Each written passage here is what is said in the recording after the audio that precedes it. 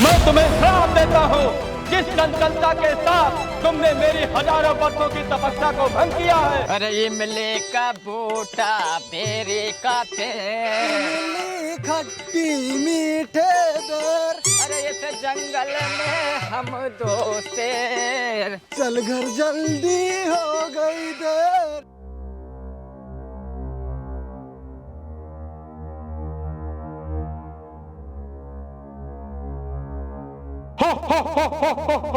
सही जवाब। अब मेरा तीसरा और आखिरी प्रश्न सुनो। पानी पी लिया बहु, खुर्रा खजली है तोरा सब दूर हो जाई यार। गुरु खुर्रा खजली हमरे कहाँ है यार? अच्छा नहीं तो लो हाथ मुंह धो बताई।